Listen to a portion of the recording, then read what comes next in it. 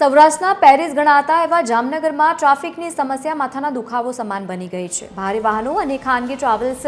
નિયત સમય મર્યાદાના જાહેરનામાનો ભંગ કરી રહ્યા છે અને શહેરભરમાં પ્રવેશતાની સાથે જ ચિક્કાર જામ ટ્રાફિક જામના દ્રશ્યો જોવા મળતા હોય છે, જેમાં ઘણીવાર એમ્બ્યુલન્સ જેવી ઇમરજન્સી સેવાઓ પણ અટવાઈ જાય છે। જો કે પોલીસ દંડનીય કાર્યવાહી કરે છે અને તેમ છતાં ટ્રાવેલ સંચાલકો યોગ્ય પાર્કિંગ અને સ્ટોપની સુવિધાની માંગ કરી રહ્યા છે। આડેધડ પાર્કિંગ અને નિયમોના અભાવે નાના વાહન ચાલકો હેરાન પરેશાન થઈ રહ્યા છે અને જેનું કાયમી નિરાકરણ લાવવું હવે જરૂરી છે। જામનગર કે બીજા મહાનગરોમાં જે ટ્રાફિક સમસ્યાઓ ખૂબ જ થતી હોય છે, જેમાં સ્કૂલે જે વિદ્યાર્થીઓ જતા હોય જેના વાલીઓને ઘણી ટ્રાફિક સમસ્યાઓનો સામનો કરવો પડતો હોય છે, જ્યારે એમ્બ્યુલન્સ કે કોઈ આપાતકાલીન વાહનો છે એને પણ ઘણો ટ્રાફિક સમસ્યાઓનો જે નડતી હોય છે।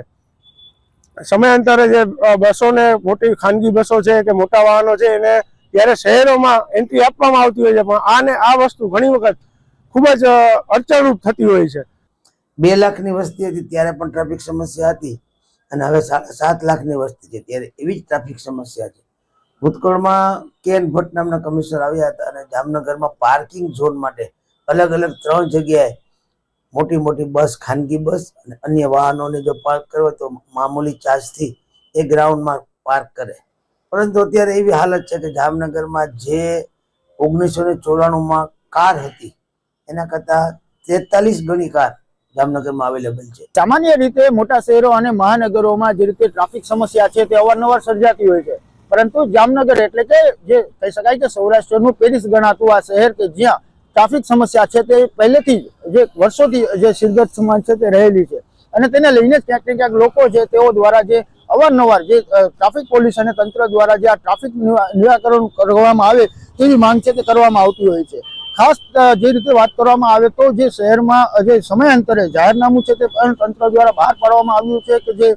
જે મોટા વાહનો છે જેમ કે જે ખાનગી ટ્રાવેલ્સો છે કે પછી મોટા વાહનો છે તેમને સમયાંતરે શહેરમાંથી પસાર થવા માટેની મંજૂરી છે તે આપવામાં આવતી હોય છે, પરંતુ આ જે મોટા વાહનો સહિત જે કહી શકાય કે આડેધડ ખરકલા અને તેમના જે સ્ટોપ અને તેને લઈને જ ક્યાંક ને ક્યાંક ટ્રાફિક સમસ્યા છે તે સર્જાતી હોય છે। જે રીતે ઇમરજન્સી સેવાઓ છે તેને પણ નડતરરૂપ થતી હોય છે તો લોકોને પણ એ પારાવાર મુશ્કેલીનો સામનો છે તે કરવો પડતો હોય છે। ત્યારે જામનગરની આ જે કહી શકાય કે જે મોટા ભાગની જે આડેધડ પાર્કિંગ અને જે મોટા વાહનો છે તેમની જે પસાર થવાનો સમય છે તેને જે રીતે ક્યાંક ને ક્યાંક તંત્ર દ્વારા તેમનું નિરાકરણ કરવામાં આવે જેથી કરી અને જે ટ્રાફિક જે સમસ્યા છે સર્જાતી હોય છે લોકોને પારાવાર મુશ્કેલીનો સામનો કરવો પડતો હોય છે તે નહીં થઈ શકે। સલમાન ખાન, TV 13, જામનગર।